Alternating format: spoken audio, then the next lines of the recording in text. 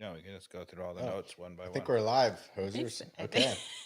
Hey, everybody. Welcome back to another episode of ATL on Fire, the podcast, where we talk all things Atlanta United football and all things soccer. And I am joined by Dave and Carmen. How are you guys doing this evening? Doing all right. Yeah? Carmen coming Had a from little a soccer house game? incident before this, but we're doing all right. I know. We were minute to minute whether we were going to have the podcast today. It's okay. We're okay. Garage door crisis. I mean, that's some adult. Happens. That's some Yeah, adult. that is something. some adult stuff right there. Like, not going to be able to make the podcast. There's a Garage door crisis. There's a lot of people out there like, I know what you're feeling. I know, exactly. All right. Exactly. So, and Carmen, you came from a soccer game. What was the news there? I did. They hadn't finished the first half. It was 0-0. We're hoping for our second win of the season. Go Lakeside. Yeah, Lakeside. It's not good. It's not good this season. Not good. But yeah. So glad to be here. I'm excited. Here we go. So yeah, we're gonna recap the Toronto game. We went up there and played those hosers up there in the Great White North, eh? And so I got my Bob and Doug McKenzie on, eh? So like we first got to like thank our sponsors, eh? Like from Elnor Brewery, Elsinore. No, it's actually down here in the Great Avondale Estates, eh? We are sponsored by none other than the Wild Heaven, eh? And I heard, I talked to Hayden up there. If you bring a mouse up there in a bottle, I heard if you found a mouse in the bottle, you get free beer. Free beer, eh? But don't tell them I told you, eh? No, they're having way too much fun, and they're probably like two people who understand. You haven't seen I Strange Brew. Yeah. So and it's free on YouTube. Really? I miss the 80s. I don't know about that. Okay. God. And then, well, you brought up another movie, My Blue Heaven with all these things, all this stuff. That's a good one. That's a good one, right? That is a good one. We digress. But no, Wild Heaven Brewery, look at that beer getting poured there. You should go up there and get one of these. If you're on the YouTube channel, look at this. Slow. Go now. Pouring beer. Hayden was up there earlier watching the Poland Wales game, and he was trying to entice me to come up there, and it was hard not to. I had to cook dinner for the kids. But Dave, you know what else? We're like 3 podcasts away from hitting 100 podcasts. Nice. Century Mark. Mark. And I think we're gonna have to call Brandon Bogner and say, hey, where is the good bottle of wine to celebrate? Great. If not, I've got that 16. We're going either to the brewery or the winery or both. So both. Yeah. Of course, Wolf Mountain Vineyards. Springtime is upon us. Get up there. Yeah, lovely place to spend a spring day. Yeah, absolutely. Enjoy Wolf some Mountain wine. Enjoy Vineyards. some lunch. Plan your wedding there. Do all that good stuff. Yep. Absolutely beautiful. Are we having any technical difficulties this evening? Not yet. Not yet. Dave kicked the cord about 40 Dobbs. minutes in the last one, and we apologize for that. But you know what else, eh? I got like one of these fancy mice, eh? So like no kicking wires now. Look at this. You get to control tactical board. You're on the YouTube channel. Remote mouse. And you can. Did anybody even know that was possible? You can fix this. You can fight Carmen for. No. We have dual control. I was about to say, what is happening? Go ahead, y'all. You don't need to even use that scene anymore, so we're good. I know. Now I'm trying to get rid of it, but keep going. Talk amongst yourselves. So we are going to recap the Toronto game. We went up there and lost 2-0. We were missing 7 of our starters. So we had Gregerson, who I understand went under surgery yesterday or something like that for meniscus surgery. I hear he is out for 4 weeks basically. Which 3 to 4. Which means something 3 to 4. Means a month and a half, right? Yeah. He won't be back in the mix fully. I don't know. Sometimes it's surprising. Yeah, but normally I would have said yes, but recently they've said like 3 to 4, and boom, 3 to 4, he's just back. So that's fair. So I don't know. Hopefully he's on the fast track, and it's actually 4 weeks, but it could be 2 months. Then we're missing Yakimakis, who evidently they lost today in the qualifiers to Georgia. Praise Georgia. Where I guess thank you, Georgia. For those of you who don't know out there, Giacomakis missed the last kick, so he was like, I got to get back to Atlanta. Yeah, Georgia. That's Georgia why. was playing against Greece for the last Euro qualifying spot in the European Championships this summer, and had they won the game, Giacomakis would have been gone from the MLS season for at least a month. Okay. So thankfully, Giacomakis blows it, misses the last kick, and they're out on penalty kicks. It was 0-0 regulation. It was a horrible game, a bunch of melees. It was a red card. I mean, yeah, I just saw the highlights. But there was another qualifier game that we have a player on that was going on this afternoon. Is that true? That was going to decide whether they're back or not. Oh, who was that? I don't know. Hayden texted me from Wild Heaven, and I'll pull it up. Poland with Sleeves? Hopefully not. Yes, it was Poland. Poland and Sleeves. They're still alive too. Yeah, against Wales. So I didn't see who won. Oh no, did they lose? Let's see. Wales. Come on, Wales. Come on, Wales. Poland. Come on, Wales. Let's see. Here comes the Google. Says 0-0 penalties. Oh, another 0-0 penalties. What is this? Who wins? I don't know. It looks like Poland won.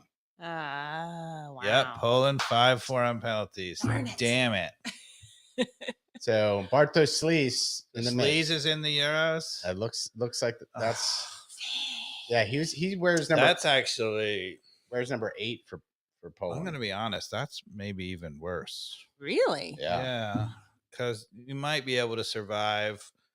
You know, maybe I don't know. It's all a disaster. Yeah, and then we're missing. And there goes our positivity. Amada could be gone for he's gone this month. He was gone in this game. He's going to be gone in Copa. I mean, this is only a question of whether he's playing in 1 or 2 international tournaments. Yeah. He's definitely gone for the Olympics. Now, if it's just the Olympics, we get a saving grace because the Olympics is corresponding with the Leagues Cup, I believe. So it wouldn't be the worst. Okay. But it's going to be not good. And Wiley's gone for that too. Yeah, Wiley. I know. Yeah, this is what I was going to say. So you can round out, who was gone for the Atlanta United game. We were missing. Who else were we missing? Sleaze, you mentioned. We got Wiley, Amada, Wiley. Yeah. Giacomakis.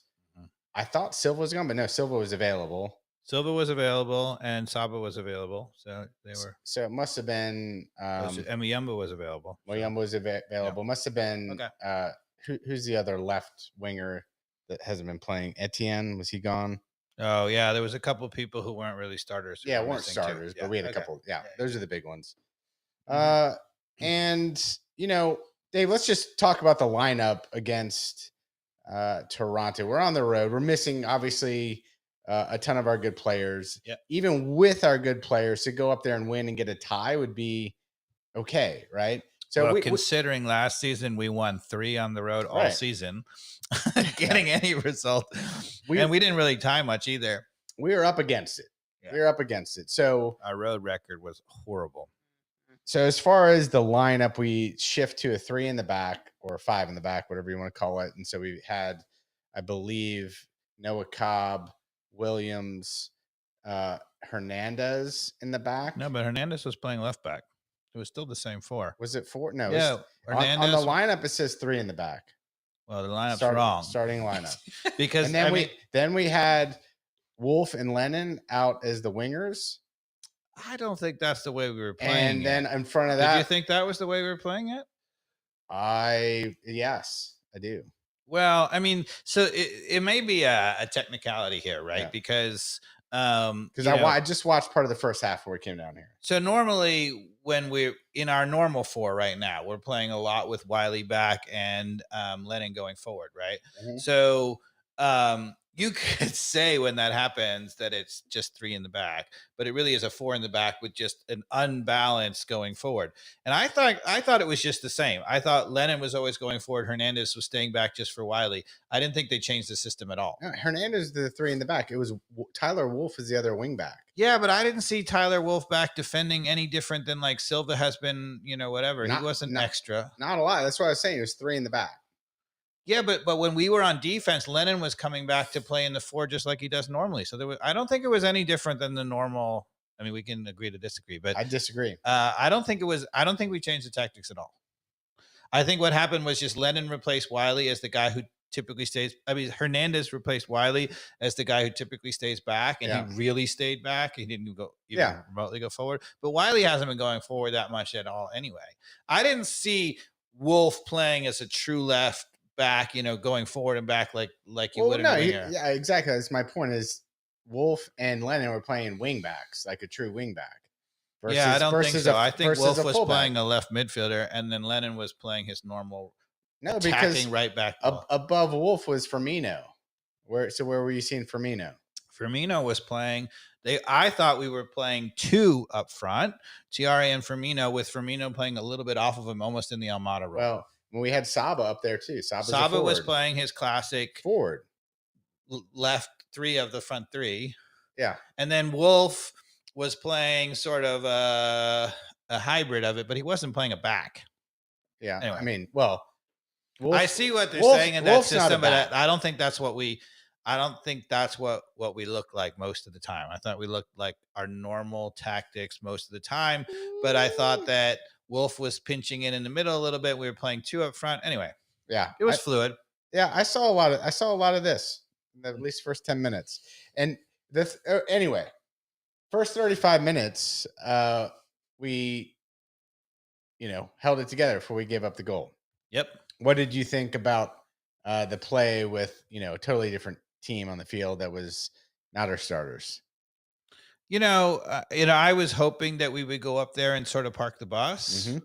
I think actually the one,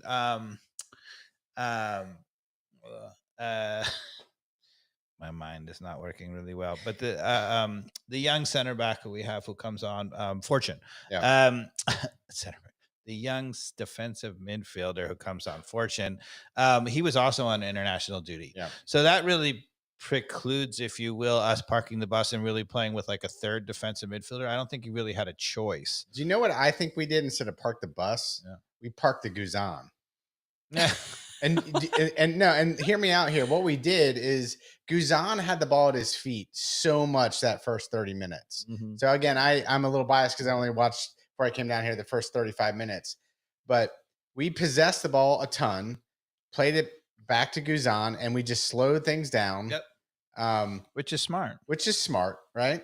Yeah. But to your point about parking the bus, that wasn't parking the bus. That was just tactically possessing it, making them try to push up, just hold the ball and then say, okay, hey, if we can get a snatch and grab goal, great. We don't need to be totally on the offensive, right? And so I agree. I think that was smart, but it was a park the Guzan tactic, I think, versus park the bus. I don't know what you think about that.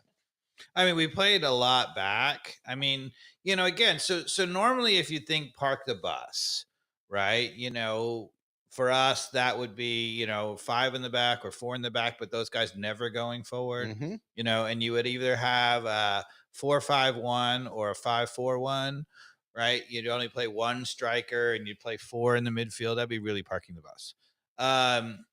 We didn't really have a team to do that per se. Like, because again, the extra midfielder, defensive midfielder, who would that be? Right. It doesn't exist, right? We have Muyumba, we have Sleaze, we have Fortune, right? So we have McCarty. We have 4 of them, but 2 of them were absent, right? So how do you park the bus when you have only 2 of the defensive guys around? Yeah, you just had Dax and Muyumba. So I thought, this was the opportunity to see whether Dax could really fill in, and I thought he was terrific. Now, before everybody gets carried away and say Dax McCarty, can be playing all the time, I think Dax McCarty can be terrific if he's been rested for 3 games and he's super raring to go, right? I think he's exactly like he was in this game. He hadn't played all season basically, and he was terrific. I don't know. And that's the role. That one goal, it was either first or second one. He had played a terrible ball. Yeah, that led to a goal. But I thought that his defensive positioning that he was taking up and the fact that he was protecting the back 4,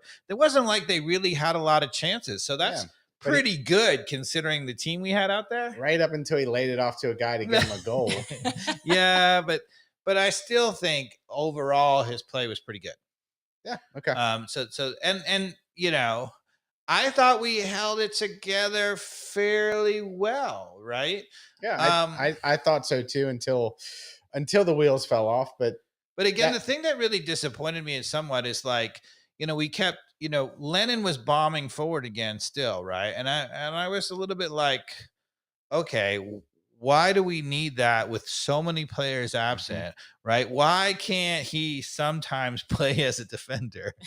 Right. yeah. Every once in a Well, while. exactly. Like when Guzan was holding the ball back there, he would like do the classic thing where he tries to bomb it up the right side to a Lennon Yeah. and or Wolf, and we weren't winning those balls. We weren't getting it forward, and it would just get recycled back to us. Yeah, Lennon was underlapping, and I thought they protected it overall fairly well. But again, I There's not too much to be critical of yeah, in this game, to be honest. I mean, in terms of if we had our starters there, Sure. I would have been happy with a draw or a win. So going there with this team, I thought they showed okay. I mean, that's kind of my opinion. But what's your grade on the B- team stepping up to go on the road? Well, one of the things I would say is that it shows that, um, God forbid, Stian is not there, Mm-hmm. right? Our back to Cobb and Williams ain't never gonna get us close to top four. Yeah. Right. That's not good enough. I mean, both goals. I mean, maybe we could jump right to the goals. Yeah, why don't we jump to the first goal, right? Where um, you know, Noah Cobb doesn't do us any favors by toe poking as the guy comes across here. But before this, we'll pause here. Any observations on the build up here, Dave, before this we hit play? Well, so what I was going to say is, I mean, this belies what you're saying, Mikey Dobbs. I think in this clip, at least, I look right and not you, right? Because we look like a classic four across the back. Lennon's on the right, right? You have Williams and Cobb in the center, and you have Hernandez on the left. That's the classic thing. And Dax McCarty is protecting the front two. Muyumba's in the weak side. I mean, we look pretty good defensively. And to be honest with you, what I like about it is Lennon is not super pinched in. Who are the two in the center? So I see it at the top of the circle. That's Williams. Who's in the center? Cobb. No, that's not. Cobb is actually up front. He's running back with his arm like this. That's Cobb. No, that's Dax McCarty. Are you sure? Yeah, sure. That's Cobb, and that's Dax McCarty. Okay. Sure. I think you're getting, switching them up All right, because well, later let this play out. It will be Cobb who olays on this. Okay. Are you ready? Well, let's watch it then. Yeah. So Cobb comes running up and then goes right back and Oh. olays it. Yeah. Okay. Okay. So Cobb comes flying out to address that, and why? I don't know. I mean, I love to have our guys, I'm always talking about our back two being matched up and getting up the field. I'll tell you when to pause it. Pause it now. So Cobb came flying out to address that. And I'm really for all for being aggressive normally and up the field and winning the ball. But in this case, what in the world are you thinking? Muyumba's there, McCarty's there. There is zero reason for him to come out for that. I also have no idea how Cobb doesn't put in a real challenge here. Yeah. So first it's of all, inexcusable why he doesn't put in. So a real first of all, challenge. the judgment's horrible, right? He makes an absolute crazy play by running out when he doesn't need to. We have two guys protecting the back four. I mean, what I would say is at midfield, that's when you want our center backs matching up and winning the ball when they have time to get on them or whatever. You don't want your center back charging out from the 18 to go challenge a guy especially when our two defensive midfielders are protecting it. That's just crazy. So first of all, that's a crazy move. Second of all, he comes back and instead of actually getting in a challenge, he tries to put his toe in. First off, like right here, he could make the decision, be aggressive and slide tackle, like cross it out of bounds, like type of tackle, and do that pretty safely at this moment. Yeah, because he's still outside the box. Okay. Yeah. Or decide that he knows he's going to be right at the edge of the box and make a very stern challenge. And he does neither and just does like a half. Like, I'm not even going to commit to even try to. I mean, he could have even toe poked it. I mean, anything. And he does none of it. And the other thing I would say, again, and we're going to talk about this a little bit later in a clip, right? Williams. right? When you have a center back, one of the things that you saw from Stian, for example, from Gregerson, is that he's reading off the other center back, right? So when the other center back does anything, God forbid, crazy like Williams is whatever, he's covering in behind him. So Williams right here has got to be ball side covering in behind him. There's nobody over there, right? There's no reason why he can't come over to help this play. And you'll see he will, but he's so late in reading it. Yeah. It's just shambolic. So he could be 5 feet closer towards the ball. Yeah, and play the clip. And if he was 2 feet, he would have been able to challenge that with the heavy touch. Yeah. Yes. And by the way, Guzan did not look overly sharp on that. Yeah. So let's go back for the last. Let's play it. We'll back it up like 3 seconds again. So the question is, I think, despite all of that, that a better goalkeeper makes this safe. Yeah. So Carmen, let's see. What do you think? Yes. He's first of all, he's too far over in the goal. He's too far center. Yeah. He should be a little bit over. But even if he's where he is, his reaction is slow. I think his positioning is just fine. Honestly, I think it's just 15 years. But you see that last jump, he goes over to the side. Yeah, it's just too. It's his positioning is okay. It's just that's slow called getting down. That's called a 1 foot difference in everything there. I mean, not to say this is a fair thing, but there's no way Andre Blake doesn't make that save. Absolutely not. I mean, there's no way, Sean Johnson doesn't make that save. Makes that save. And the question that I have in my mind is, does our backup keeper make that save? We don't know, right? That's the thing. We will not know. Yeah. Yeah. But he's protect. I mean, it does look like he's going to go far post there. So this is what happened to us all last year: is that Guzan doesn't really make a huge error here, but he doesn't bail us out either, right? And we probably had 3, 4, maybe even 5 goals, but at least 3 goals last year that I think a better goalkeeper saves. Yeah. And it was shown out in the statistics. He had the lowest save percentage in all of MLS last year. And I think that looks like the lowest save percentage in all of MLS. Yeah.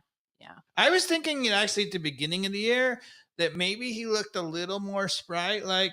And I was thinking, well, maybe he's a little more healed from the Achilles and whatever. But this is the first time I saw, I was like, he's still the same. Was he 38 years old? No. Yeah, something like that. It's just, you lose that spring. I agree. You do. I know. I've been there. All right. So that was 35 minutes in? That was at the 34th minute, correct. Okay. What else did you observe in the first half? Anything else you want to talk about? So we only had one chance, really. There was a cross that Saba comes across and volleys it, and he really caught it well. Yeah, it was only a couple of yards wide, but that was our only chance. It was a very nice take. Yeah. And it would have been a very Saba-like goal had that gone in. I have to say, so in the 42nd minute, there was a short corner by Toronto. They play short, and Inzaghi and Bernardeschi made fools out of us. They had 3 consecutive back heels to beat us in the corner. Oh, yeah. I mean, it was just, and we only sent out one to address it. And then they got a whipped in cross, and, Guzan threw an arm out and got super lucky to make the save. I know people are like, oh, it was a great save. He did not look like he saw that ball and made a save. He looked like he just stuck out his arm and it happened to hit it. Yeah. Again, great save. This is it right here on the replay. We only send one out to defend the corner, and they play triple back heel, which is, pretty terrific soccer. Back heel, back heel, cross, and that save was really slow. Right, he made the save. I'll give it to him. It didn't go in the net. Didn't go in the net. You're being harsh on that one. That was a good save. It was a good save. I agree with you, because none of that was his fault. It was a good save. No. Give it to you can't even say anything other than that was a good save. It just looks slow to me again. If that's anywhere other than hitting his arm there, it's a goal. No, I think that was actually good reflexes. He just doesn't have like the you keep thinking that the leg stuff, like his arms move. Like when you're older, hey, move your arms. No, even his arm. You're like 50, eh? Like your arms move pretty good, eh? But like you can't move those legs anymore. I can't with y'all tonight. I just can't. All right. So later in the half, Bernardeschi got his foot caught under him and goes to the ground and appeals for a penalty. I mean, God dang it. I mean, I love the guy. He's a terrific player, but that is a classic Italian peeling for a penalty. It was Yeah. pathetic. All right. And then in the 49th minute, we had finally a great attack. And Lennon whips in a ball to Tiare, who's inside the penalty spot, about the 6-yard spot. Almost the exact same goal that Gigi scored the other day, right? And Tiare just heads it right at the keeper, right? If that's Gigi, right here, we have it. If it's Gigi, then it's a goal. So watch this clip. All right. We're moving it over on the YouTube. And yeah, that is an early cross. It's an early, beautiful cross again from Lennon. You know, it's not an awful. No, it wasn't a terrible header, but I think with GG, maybe it's better. And there's in the MLS, there's only a few players that can give that a little bit more power and a little bit more accuracy. So, okay, so then in the 49th minute, 53rd minute, which is probably not in the lines. Toronto has a corner kick, and we made the adjustment, actually, Mikey Dobbs. I'm going to say something nice about Pineda. Clearly, at halftime, he said they're playing short against our zone. We talked about how playing short really works against our zone, defending on the corners, and they played short and killed us because we only had one out there. You saw the triple back heel.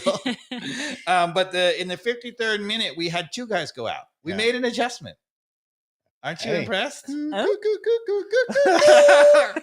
Yeah, we made an adjustment. Good job, Pineda. I want to hear both of you say it. Good job, Pineda. Yeah. All right, I like it. I'm pretty positive about Pineda in this game. Yeah. Okay, I like you. Anyway, in the 55th minute, it's not going to be in the highlight package. Our replacement refereeing.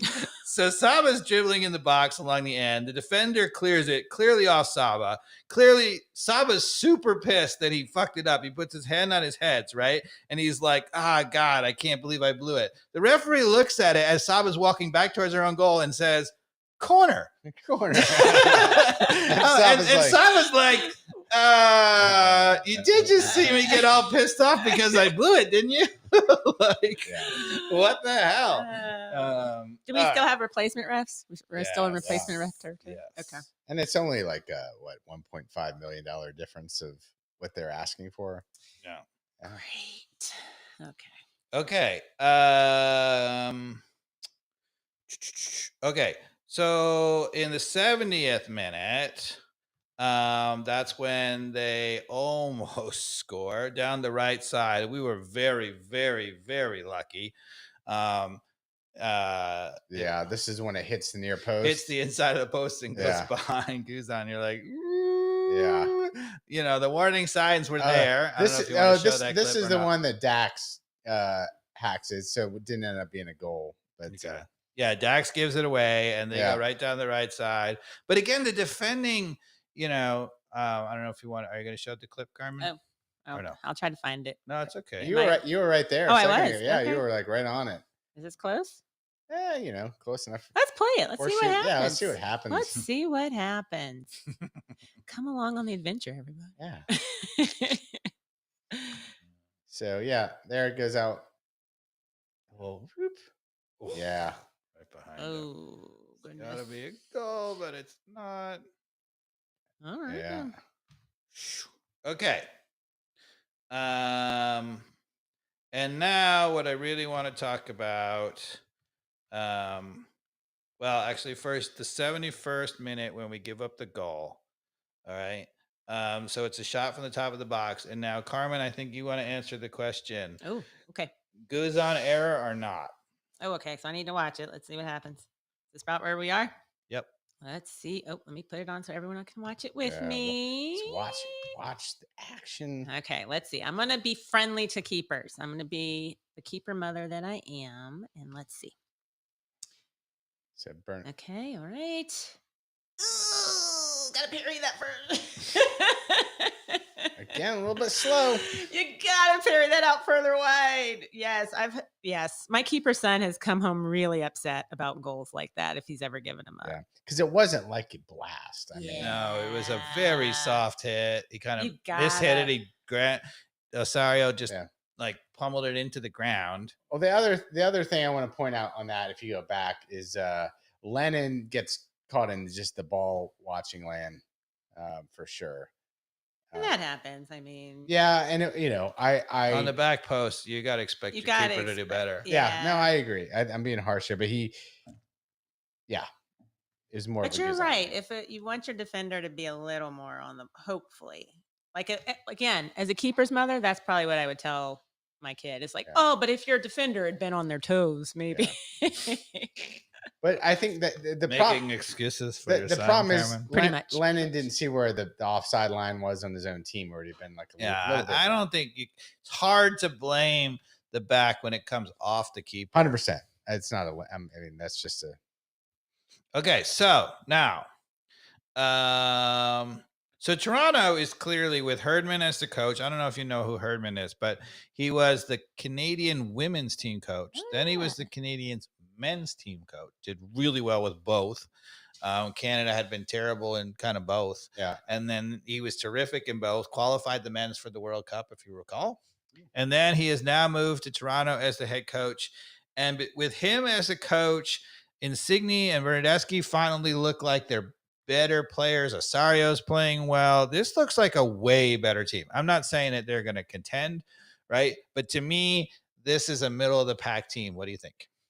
I agree. I mean, they look pretty sharp. I mean, 3 back heels. Any team that's doing 3 back heels, look out, MLS. Oh, goodness.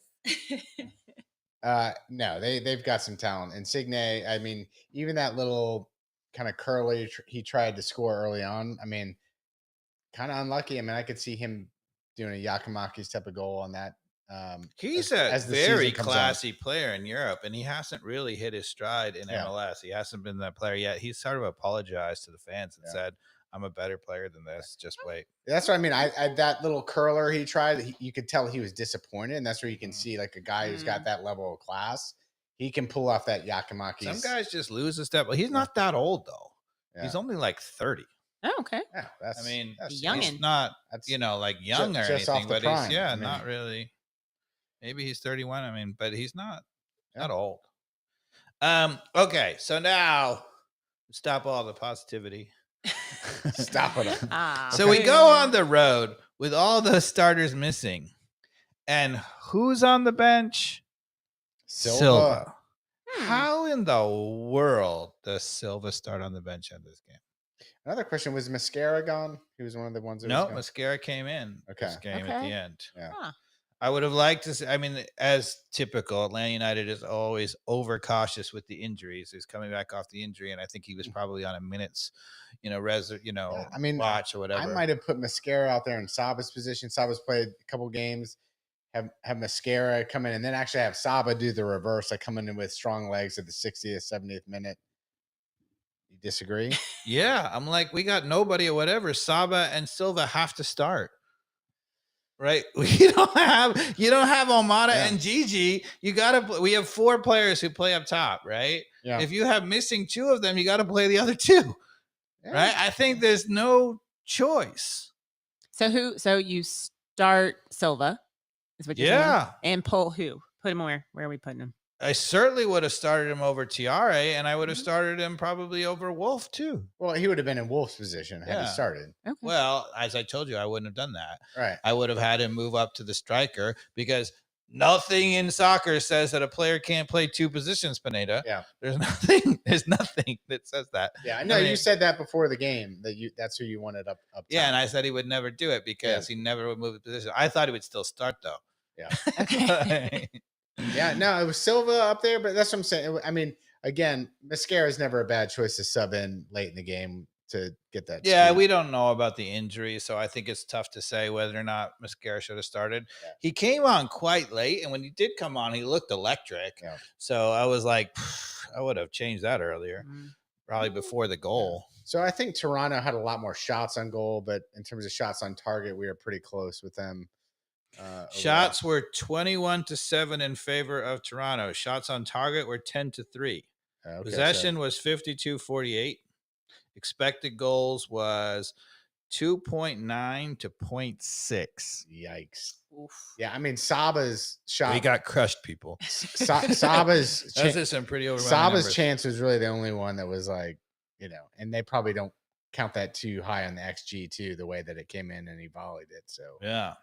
um, So I think tactically, you have to say, Dax McCarty and whatever, we got it right. I think, to be honest, if he doesn't make the choice of Guzan in goal, we don't give up either of those goals, and it's a tie. Just based on goalkeeping. Just based on goalkeeping.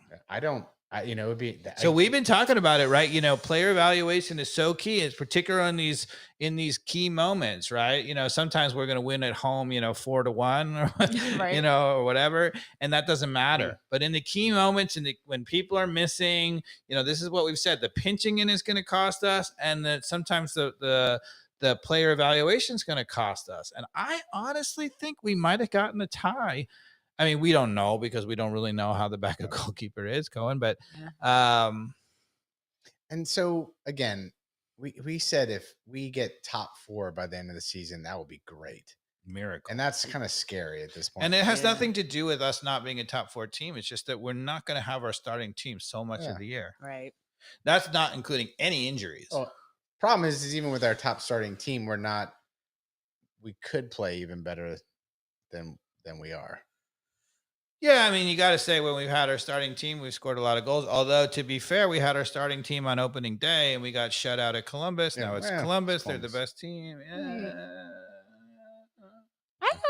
If we weren't losing people for international duty, I would be very positive about this team.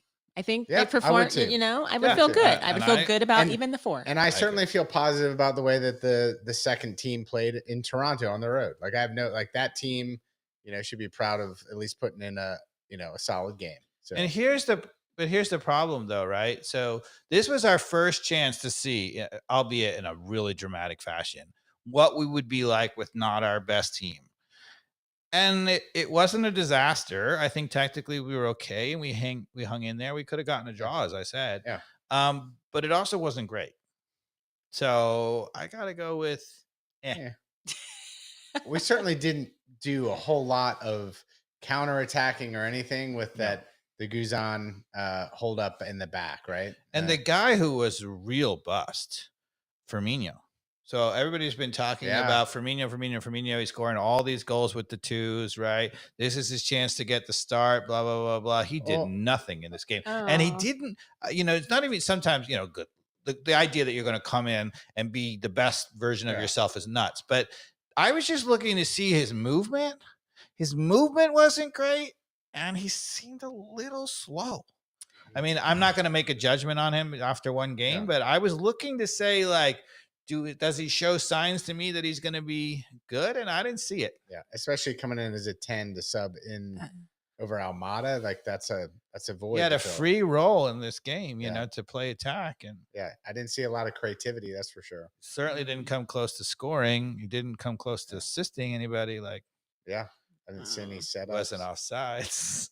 He got offside? No, was he? Oh no, I'm just saying. Miguel Berry just phoned him up. Like, I mean, yeah, that's what I was. Did Miguel Berry score? Or did get any assists this week? No. Okay, come on.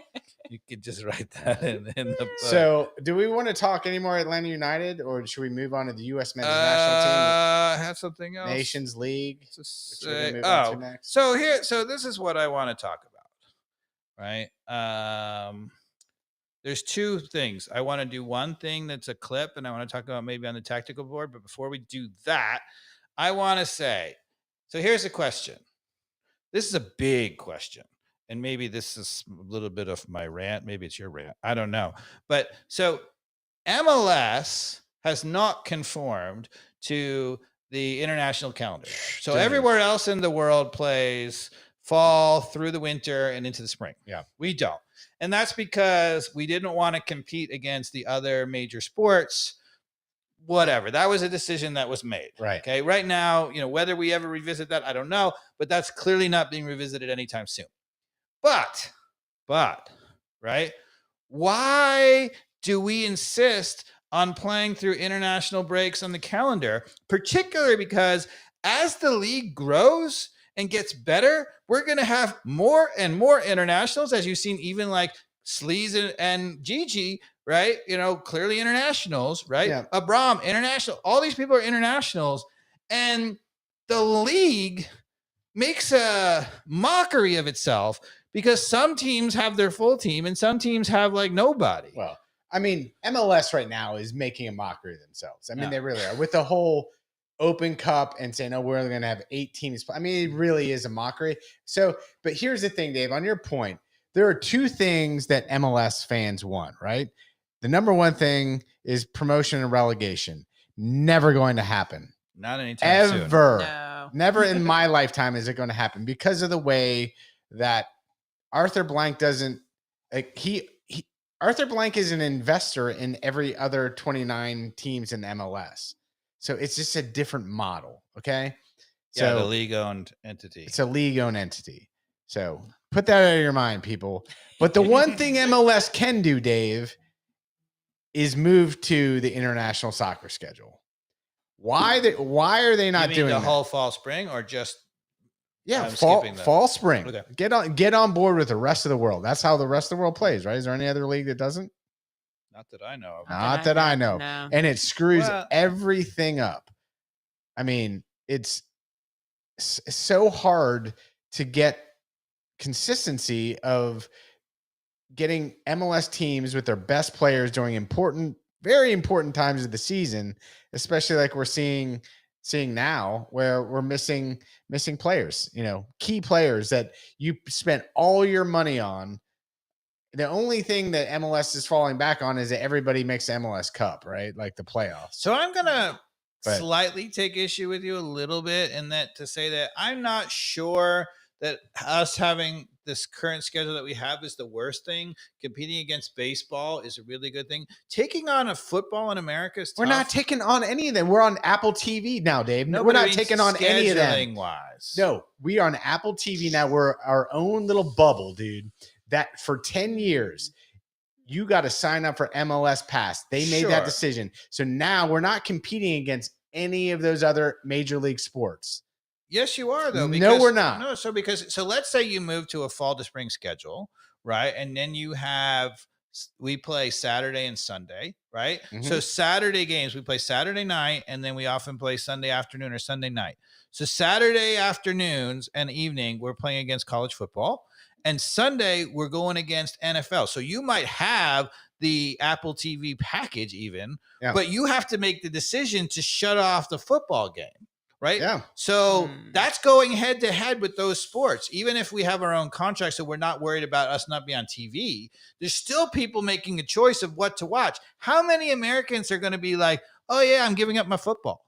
Well, you're talking about the people who go to Mercedes-Benz, right? So who's doing that? Who's deciding to log into Apple TV to begin with? Yeah. Right, that's not committed to do that anyway over Georgia UGA or whatever. I've got the dual screens, dude. When that's happening, if I've got to figure out whether it's Falcons or UGA or whatever, you're doing both. I just think we live in a world where you can do both now. Well, I just think there's a whole bunch of fans, for example, that are coming out to Atlanta United games that are big sports fans, are really becoming, American soccer fans. Right, that are also football fans, and they're during the college football NFL season, they're not going to watch it. But because it's not on at that time, they'll watch it over baseball, especially because you can even be an Atlanta Braves baseball fan and they play every single day. Yeah. So then you can just skip one or whatever. Comment on the YouTube, because I don't believe any of the UGA fans are signing up for MLS Pass yet. I don't think it's huge yet, but I think all the people that sign up for percentage. MLS Pass are signing in on the game day, and at minimum they're watching with the other games in the background. To grow the fan base, you then have to compete. And I don't. Whereas if you're in the summer, they've been trying that for 10 years on broadcast TV and have lost. They're not winning over the average fan. They're winning over the average fan in the stadium. Even the TV audience is growing every year. No, they're not. No one would know. MLS Pass isn't given any data on that, Dave. It's been a year. It was growing before this contract. No, it really wasn't. That was the problem, is why they couldn't actually get a deal other than MLS Pass with Apple TV, is because it really wasn't growing. It's pretty stagnant. Anyway, 10 years. I still think that I'm okay with us not trying to compete against college football and pro football, but I do think it's completely shambolic for us to not even observe the international break and have some teams have lots of players missing.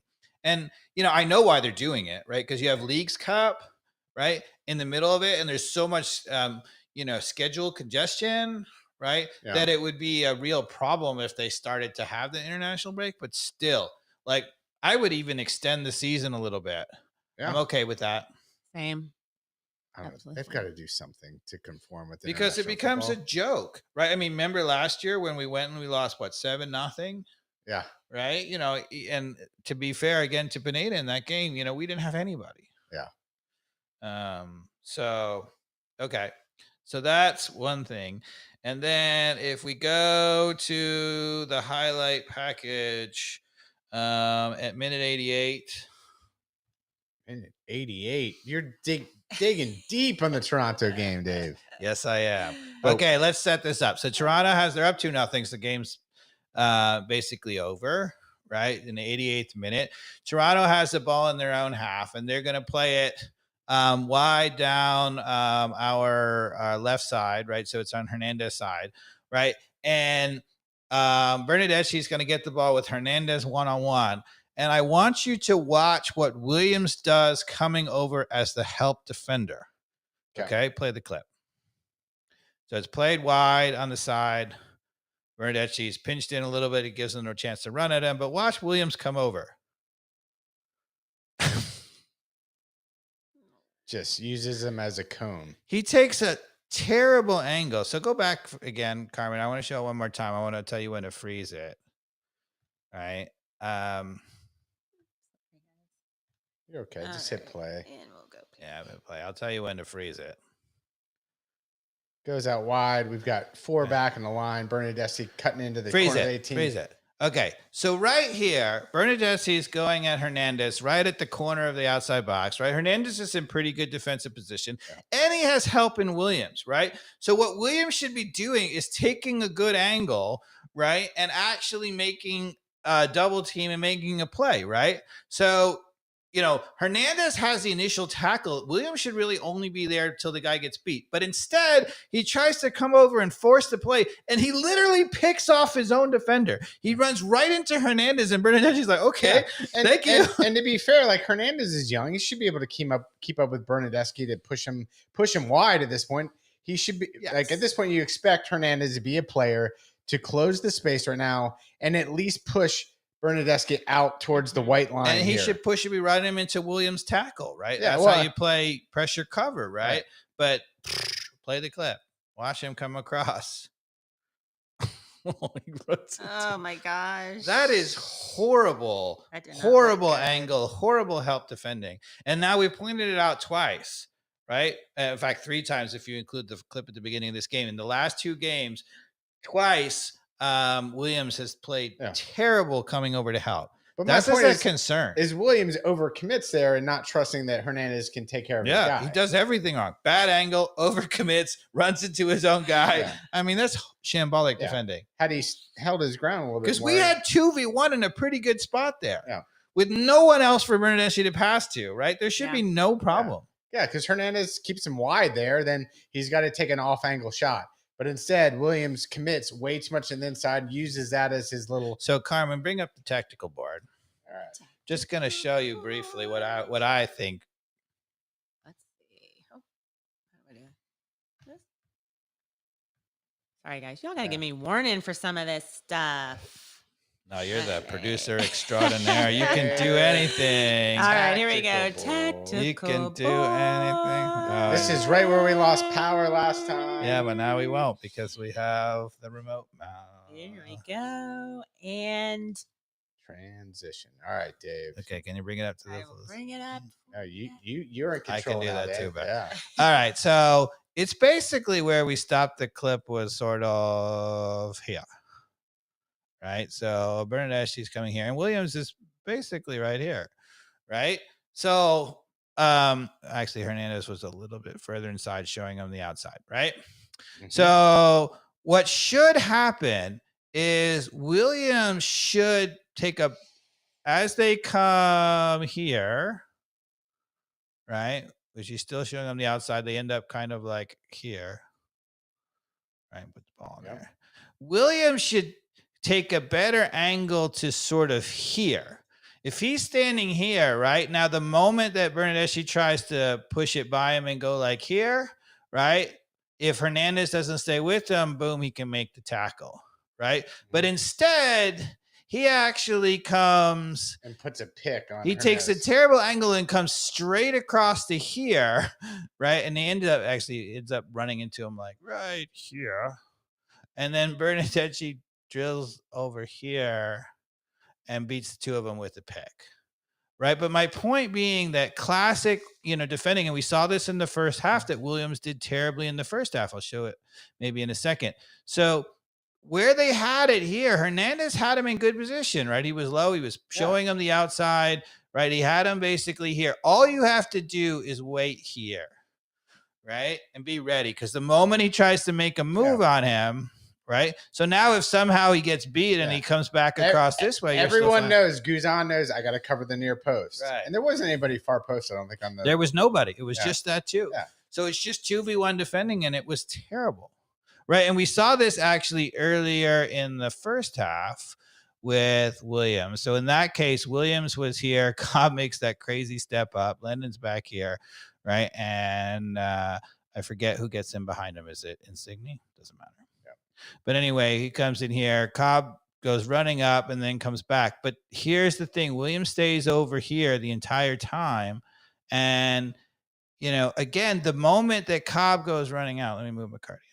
The moment that Cobb comes running out here to address the player, right, and then he runs in behind him, Williams, any defender worth his salt, there was nobody over here, would have just drifted right to the middle. If he's right here, then there's no problem. You're going back to the first goal now. Yeah, the first goal. He's not reading it at all, right? So he's just like over here, and then the guy gets me, oh, yeah, I got to come over, and never gets over there. Or he's over here, and he's like, oh, shit, and he pressures it over here and runs right into him. His defending is woeful. There's a reason why he got released in MLS. So anybody who thinks that, Williams is going to be able to carry us, particularly if Gregerson is not there, I think they got another thing coming. We've seen, it's early. Could he get better? Maybe. But all the early signs say that he does not read the game at all. Yeah. There we go. There's Atlanta United game. Is that 4 or 5 in the bag? 4. 4 in the bag. 2-2. 2 road games, 2 losses. 2 home games, 2 wins. That's correct. Who would have thunk? We are consistent. Okay. All right. So, who are we playing next? We're playing Joseph Martinez in Montreal on Easter Sunday, if I'm not mistaken. Is that true? We are playing on That's Easter another Sunday. glorious. How do you feel? Glorious MLS scheduling. Unbelievable. Yeah, not even just Easter Sunday. It's an early afternoon game. What are we ranked now? We're like 8th in the Easter but conference? we had that early bye, so we have a fewer games. It doesn't look great, honestly, though. I mean, there's some other teams and by the way, Miles Robinson's team right up there at number 1. We knew that. And Miami number 2 with like 2 games in hand. So you just got to go back on the top left. Top left. And you'll see the next game. Yeah. There we go. Now scroll down. We got Chicago. No, it's weird. Is it mine? Yeah. No, it's up actually. It's Chicago. Chicago. It's Chicago. It's not Montreal. Chicago on Sunday. Why is Google laying it out like this? It's so not. Yeah, that's weird. So Chicago coming in on Sunday. It's got to be a win, right? Look at where Chicago is. So we're in 8th. We've played 1 fewer game than everybody else, basically. Chicago's in 12th. I mean, it's early days. The table is still sort of sorting itself out, but I could see this being the upset home loss. Really? Do we have everybody? Who's back and who's not back? Presumably everybody's back. Is everybody okay? So that's the question. Should be. Why not? Is Almada gone still? No, I don't think so. Okay, if everybody's the international back, break is over. Everybody should be back. All Now, right. whether we rest players because they got tired on the international break, I don't know. Yeah, But okay. should have everybody back. All right. Then yeah, we should win that against Chicago at home. I mean, if you're not going to win that, yeah. But we're not going to have a home field advantage, right? Like, I mean, there's going to be what 30,000 people. It's going to be fairly empty, I think, because it's Easter Sunday. Yeah, I don't see a lot of people. Most likely. Yep. But so we were right, Jesus though. By the way, so maybe Brad Guzan will have his day. we definitely called it at Toronto that without those players, we had no chance. We all predicted a loss, right? So we'll go around. All right, Carmen, what are you predicting against Chicago? I'm gonna go win 2-1. Oh, even predicting a score. Oh, sorry. Yes. Yeah. Wow. Mm-hmm. I'm gonna go tie 2-2. I got us with a win. Okay. In fact, I got us with a 2-goal win. 2 goals. 3-1. All right. 3-1. 3-1. 3-1. By 2 goals. Yeah. Okay. All right. I like it. The Colonel has some issues with Dave going nuts about Williams's defense. All right, let's hear it. Like, what are the comments? The critique? What's the critique? I don't know. I have to wait for the actual critique. He's just, he's against. All right, so he's talking about the international schedule. Just observe the FIFA breaks. I agree. That's what we meant. Just don't play while the players are on international break. Yeah, but no, Williams on both of those goals. Not being positioned well is about reading the game, and he definitely picked Hernandez on that game. He ran right into him. And how is that good defending? And while I would say the first goal was more on Noah Cobb and Guzan, that Williams could have been inched in a little bit more. Yeah, he could have bailed us out in the first goal. Not his fault, but I think any player who's reading the game, there was nobody over there. He could have been over there and bailed us out. He was in the middle with no duties at all and could have. Yeah, you got to go make a play. Because that guy had a heavy touch, too, and had he scooted in a little bit more. Wasn't it that easy? Wasn't that hard, I mean. All right. How about into good news for American soccer? Dos a cero. Dos a cero. What? Wait, has it ever ended that way before? Yeah, I know. It's so predictable. But actually a pretty solid win. But I mean, U.S. men's national team looked good, right? As much as I thought the lineup was good. What do you think of the lineup? Well, first off, I mean, we played so bad in the. We were awful against Jamaica. The Jamaica team, the game is literally the luckiest win of U.S. men's national team soccer I've ever seen in my entire life. Yeah, I agree with that completely. The luckiest win you'll ever see in soccer. In fact, it wasn't good. I mean, that was a horrible game. So let's just erase that. Not luckiest ever, but it was certainly up there.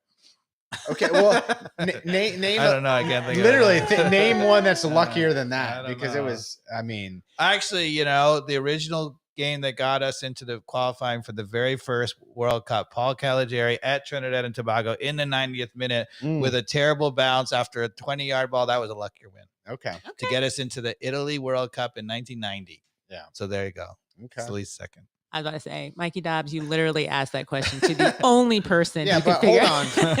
Did one team deserve it, though, and one not deserve it in each of those games? Did the 1990 team deserve it is what I'm asking. No. We were awful. We were awful. We actually didn't deserve to win at all in Trinidad. They dominated us in the game at home. Right. We were terrible back then. Yeah, it was destiny, Dave. You're wrong. Because it's a great goal. We end up going to Italy and playing them strong. I mean, and then the Italians were like, "Hey, we started out well, but then we got crushed." U.S. soccer, look out! Who's this guy with red hair?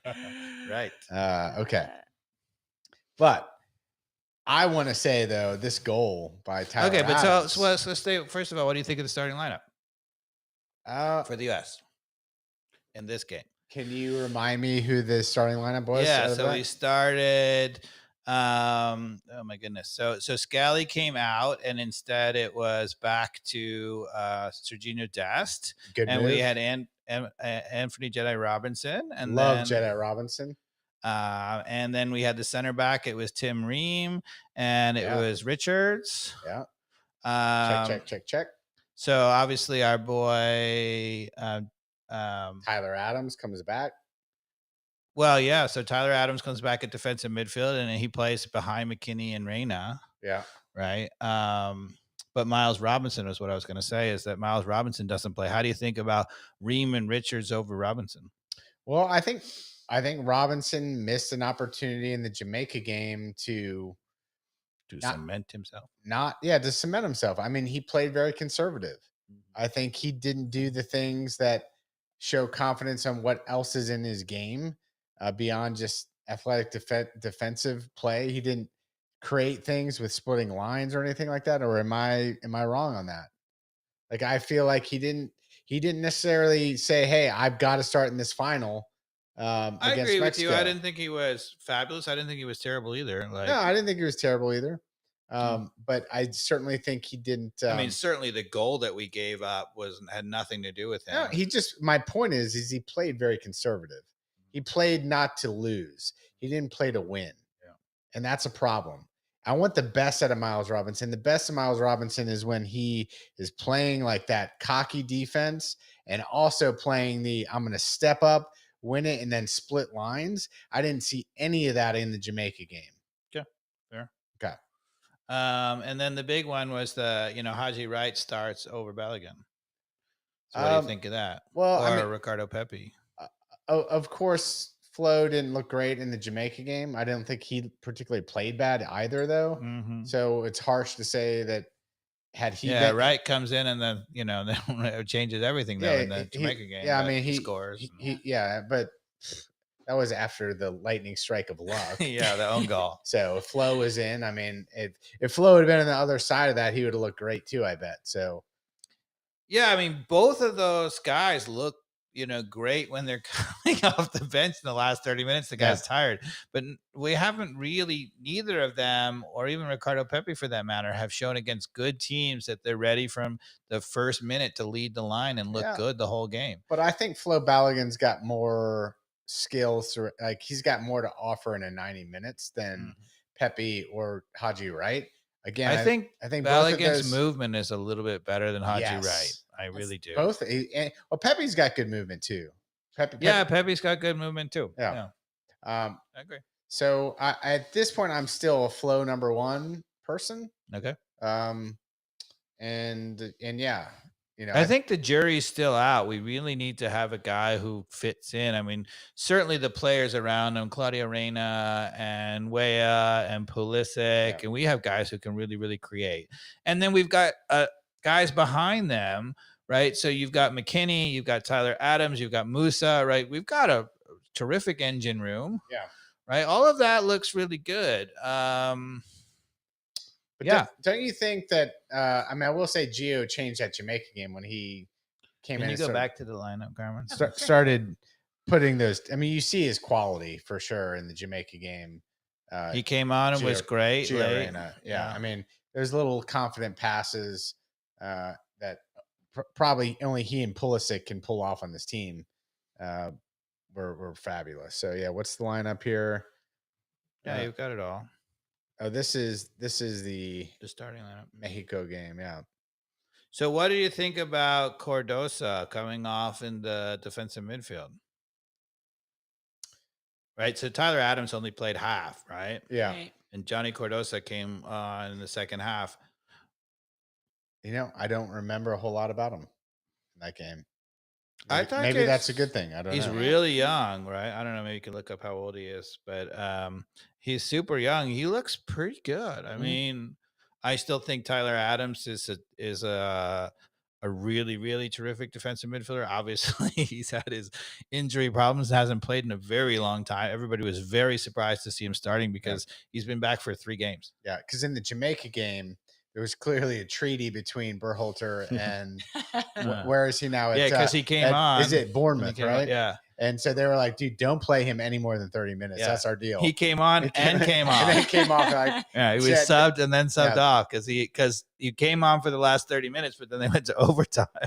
So, but I mean, it's one of the best long range strikes I've seen in a long time. Okay, so now one of the best. So Cardosa is 22. Okay, I was gonna say I thought he was 21, but anyway, he's really young. Yeah. Baby. But Let's see.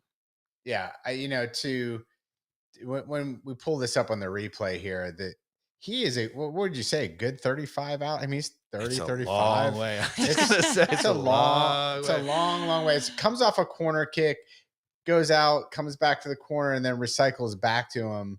And he's got his arms up here, and he just says, cracker. So I know what happened. Do you know what happened? You know what happened. Yeah. What happened? Well, I do know this. I do know that he was in the middle of the field with his arms up saying, pass it to me. I want to take a shot from really far out. And that's exactly what he did.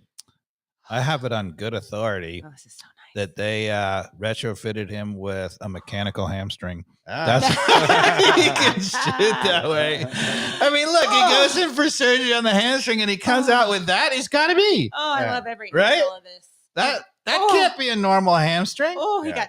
I mean, also for a guy who's been out for a year with a hamstring injury to hit that, it's got to be that they gave him a super hamstring. Yeah. Or maybe they gave him a hamstring from Steve Austin. Yeah. So pretty.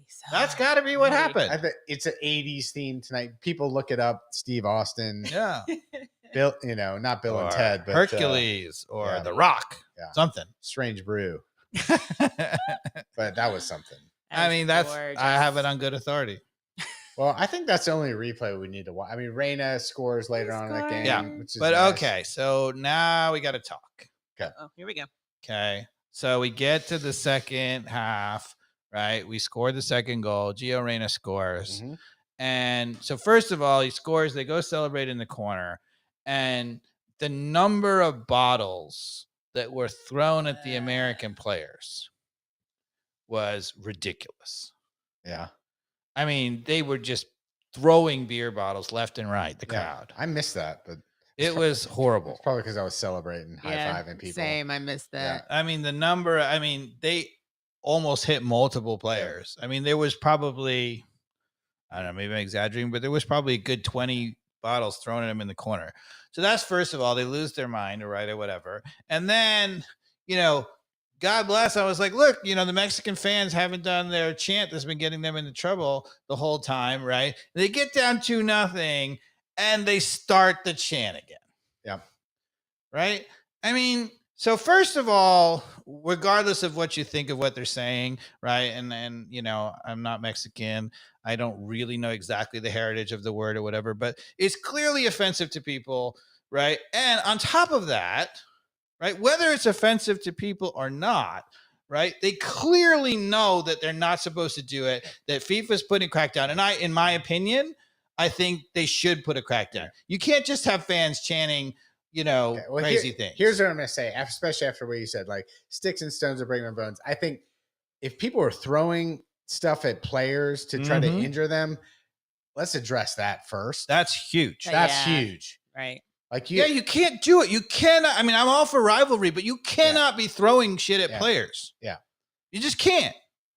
No, you cannot. You can't have an atmosphere where the players go celebrate in the corner and you don't feel safe. Yeah. I mean, that's stupid. So, like, to me, that's the bigger of the two problems of the immaturity of the Mexican fans are there that can't handle the fact that the U.S. won, that they've got to say immature stuff that are words that are stupid. And then do things that are violent and could literally send a player to the hospital with a bottle to the head, easily stitches and whatever. So that, to me, that's like the something that they've got to address with the Mexican fan base.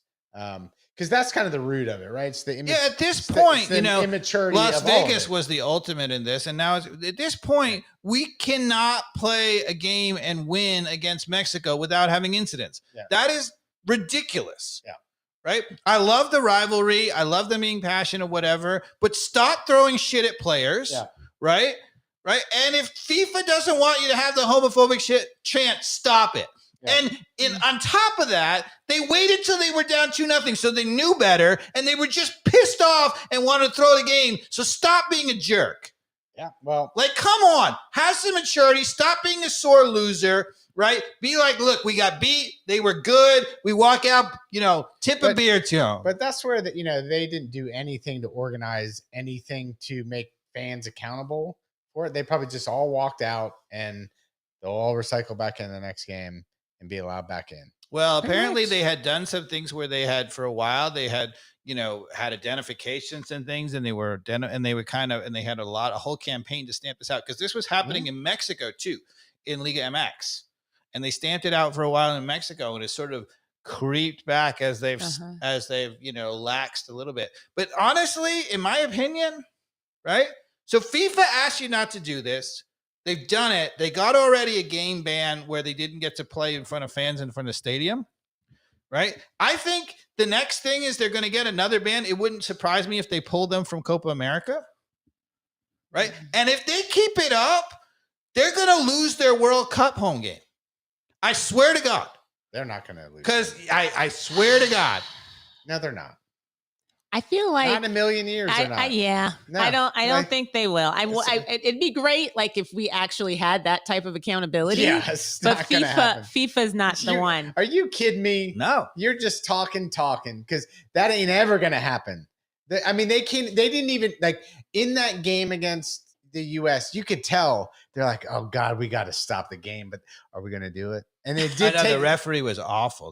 They were like they couldn't even make the decision whether they're going to pause it, even though that was the protocol. Yeah. Right. They waited till the third or fourth time you heard it. Like, come on. Yeah. So if the protocol was, and they cared, but they didn't. They were just like, oh my God, there's only 2 more minutes. Can we just go through 2 more minutes? Yeah. That's what they were thinking. So wait, that's the level. Okay, and you think they're going to take? Do you Mexico really think they are, or you wish they would? Mostly, I think that if they keep it up, I wish they would. But honestly, I'm not saying that they're going to do it for this for sure. Right. But if it keeps going on and they cannot put a stop to it and they won't stop it, right? Mm-hmm. I mean, I do think if it keeps going on, they should, but I don't think FIFA is going to do it. What if they change the chant to something like just like a bad curse word during? That's fine. Okay. I have absolutely no problem with them cursing. They do it in England, whatever. You cannot have something that's racist. You cannot have something that's homophobic. But I also, I do speak Spanish. Yeah. And el puta, as far as I know, in Spanish means bitch. Yeah. Okay. That's what I thought. It does. Okay. That's exactly what it means, right? Okay. So I don't know this homophobic thing, as far as you're saying. I don't know. That's not what. But they know. All the people who are chanting it know it. No, and that why they know. The reason we know that they know it is because they didn't do it the whole game. My point is let's just say that's it. Hypothetically, it means bitch in American, right? Mm-hmm. And we're there. Let's change the chant to bitch during an American soccer game. Should we kick the U.S. fans out? I'm literally asking this. Yes, we should. Yeah, there's no call for anything that can be termed racist, because it's this fine line, right? You'd be like, bitch or whatever, right? So then you say, oh, monkey, and it's for the racism, right? You cannot allow that. So once upon a time in England, as you know, they had all kinds of language, and they had people throwing bottles or whatever. They still do. And no, they have nobody throwing bottles at all, ever. In the Premier League. Right. That's what I'm saying. That's number one, right? We got to erase that and then kick people out. But we definitely still have people saying bad words. Oh yeah, they have people, but the crowds are not chanting things that are racist or homophobic in England. They still are in Italy. Italy is bad, and it's a huge problem. Yeah, because there are players who quite rightly are like, "Fuck off! I don't want to play when they're treating the people like that." Yeah. Okay. So there's no, in my opinion, there's no place for it in the game, regardless of whether you thread the needle and say, oh, maybe some people don't think it's whatever. Just stop. Yeah. All right. Right. And if you want to come up with a better word, if you want to say, asshole or whatever, I don't mind, you just stay away from racist and homophobic. Get him a body bag, Johnny. Sure. I'd probably eventually get thrown out for that too. Probably. I don't know. That's my channel. The thing that was so infuriating about when it, the players roll around. The thing that was so infuriating to me about it is that everybody knew better. They didn't do it the entire game, and then only when they were down 2-0, they were pissed off, and then they started it. Yeah, you're like, grow up. Yeah, right. Because honestly, right, you're just the only thing is you're pissed. You're down 2-0. That's human psychology there. You act like a baby. It's just what they did. Yeah. I think that, and they were walking out. I feel like they were like, I can do this now because the worst that's going to happen to me, at least, is I get kicked out, and I was about to walk out anyway. But the people are getting kicked out, particularly, I'm more referring to not to what you're chanting because it's super hard to call. But the people throw bottles or whatever, they need to be banned for life. Yeah. Right. They cannot be. They can't be in the stadium. Yeah. And it happens now over and over. Yeah. That to me is facial recognition. Whoop, you're gone. Yeah, because you don't see it in American sports. You don't see it in MLS. To my mind, the only time I've seen it in soccer in the U.S. is in the U.S.-Mexico games. It's awful. Yeah. Right? I mean. So what else I have in my notes? So, I think that mars what is a really, really, really good rivalry. And I think they need to grow up. Yeah. Like, root for your team, hate the other team, chant, all you want, make fun of it, whatever. Don't say anything that's racist. Don't say anything that's homophobic, and stop being a sore loser. With you. I concur with that. So what else do we want to talk about? We talked about it all. I'm trying to think. Is there any? I mean, I'm assuming we thought Berhalter did well or did okay, or do we have any comments? The actually interesting thing is that if you look at the tactics of Berhalter, it's a lot like the things that we hated about Pineda, right? He's got like the outside backs airplaning all the time up front and hanging out there, and they're not having the dynamic. It's funny because, again, Berhalter, just like Pineda, says, look, I'm being so aggressive attacking. We have all this whatever. But that's not actually attacking. Awesome if you have those guys going, but you've got to have the time movement. Yeah. Right? You can't just go up there and stand. Question for you. And you have to have guys back where you can recycle the ball. Anthony Robinson. Yes. Is there been a better left back for the U.S. men's national team? Never. Okay. Ooh. I think he's fabulous. He's leading the Premier League in, I think, tackles and balls won. I love that guy. He can defend. He can go forward. He can put in a good ball. I mean, he's like a TAA, honestly. Classy. Like he's got he's got real the good. Package. He's quick. He's strong. Overcommit. He's got the Miles Robinson one-on-one. He's good. Yeah. Absolutely. Okay. Very good. I mean, this is what I was saying. There's some people going into this game after the Jamaica game. They were like, there was this whole thing. Oh, Berhalter's got to go. And I'm no Berhalter fan or whatever. And they were like, there were some people who were literally saying, well, he's got to go because we have this great golden generation and we still look like that. Yeah. Right. And there were other people who were like, oh no, the players are not good enough. I'm like, what are you watching? Because in my mind, McKinney, right? Adams, right? Pulisic, where, right? Robinson, right? These are some of the best players at their position we've ever had, and we have them all at once. Yeah. And I mean, and they're playing with incredible club teams to prove it. And Dest may have been blessed by his biggest bonehead move ever in that game a couple months ago, right? The one where he kicked the ball. Yeah, before the World Cup, right? Because he knew he screwed up. Yeah. It was almost like Trinidad.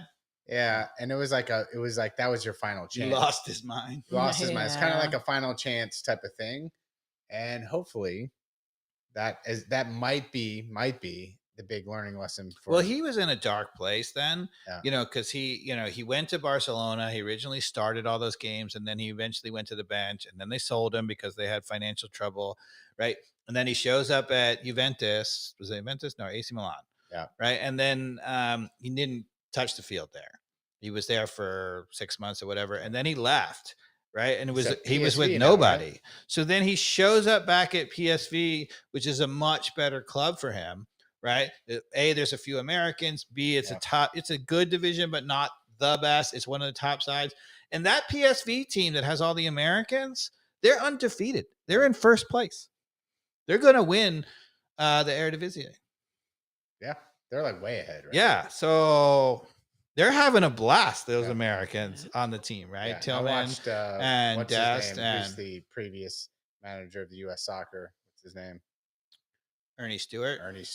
Yeah, he's living the life over there now. Yeah, he's their general manager. He's buying Americans. He seemed pretty happy in an interview I watched. Yeah.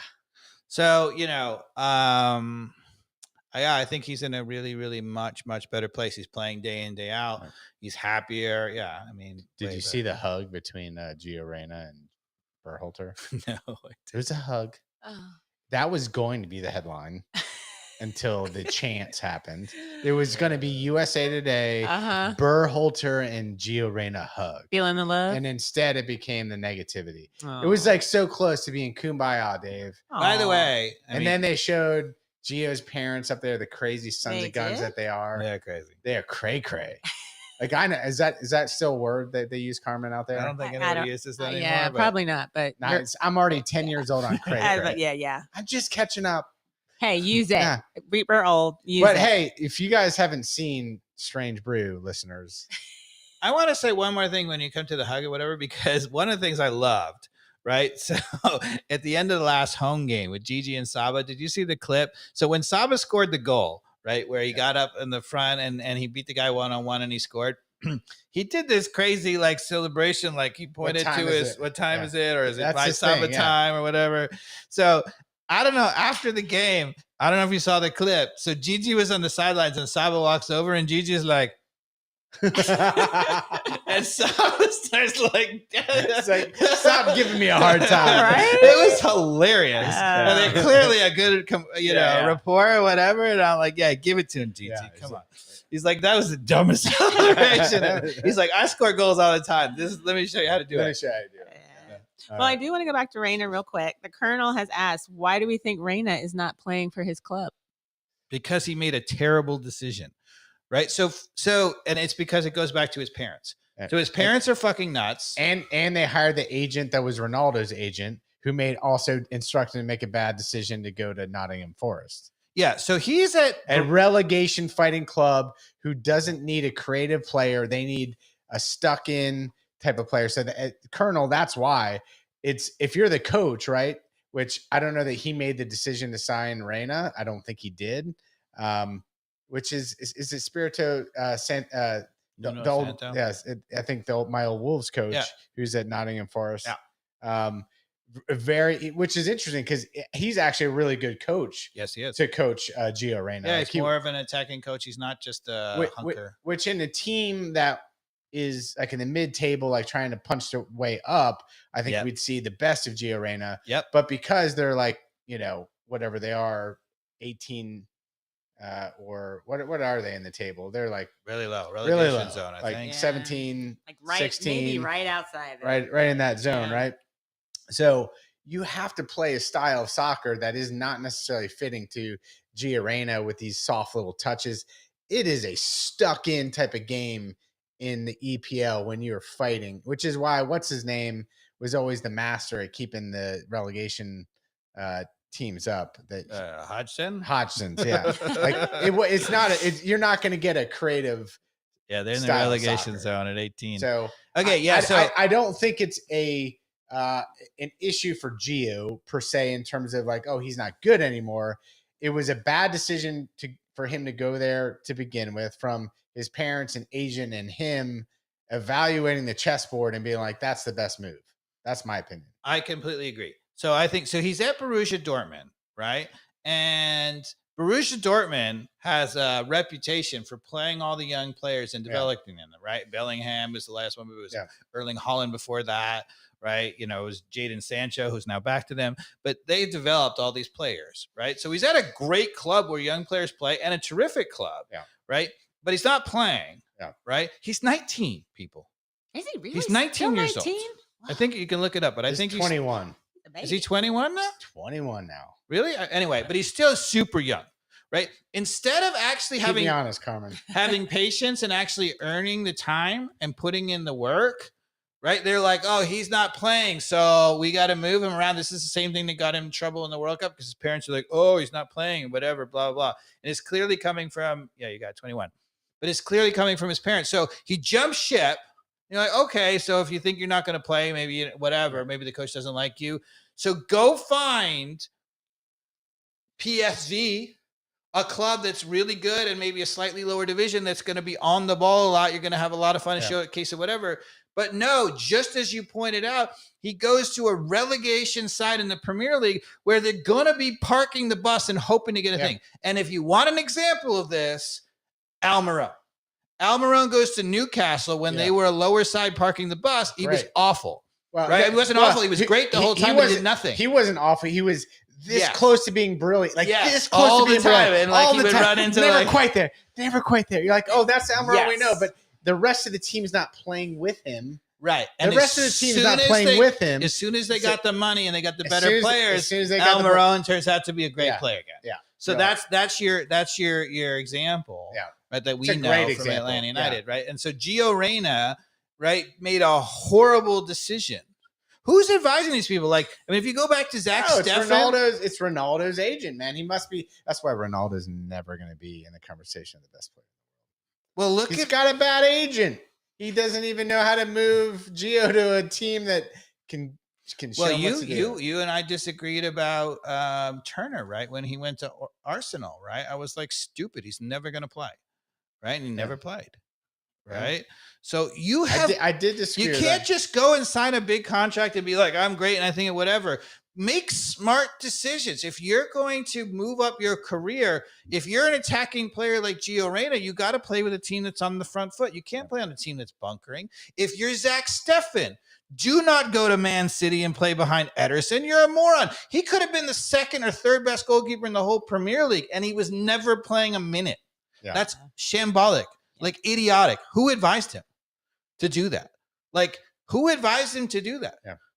Because he could have gone to a whole bunch of other clubs and been the starting keeper and been a hero. He saw the light. Yep. Well, now, but he wasted, 4 years, 3 years, 4 years? Yeah. It was a long time, right? So Gio Reyna is going to be the same way. He's never going to be, even if he plays amazingly well, right? He's never going to be great at Nottingham Forest because they're just not on the ball enough. Yeah. They're under the cosh all the time. Carmen. Yes. What else you want to talk about? You look like you're ready for bed. Oh, no. I just realized that we didn't even talk about the wine we were drinking. Oh, we did, didn't we? Yeah. I don't know how we missed it, but Dave, circle back. Yes, circle back to the end. What are we drinking? It was a Klein Cabernet from California. What do you think? It was fabulous. It was good. Yeah, I thought it was real silky, smooth. Ooh, is silky a word I can use to describe wine? Is that sure, works? Sure. Oh, I thought it was very full, but also smooth. Yeah, it was both. It was like fill your cheeks with grapiness, and then it was smooth. I like it.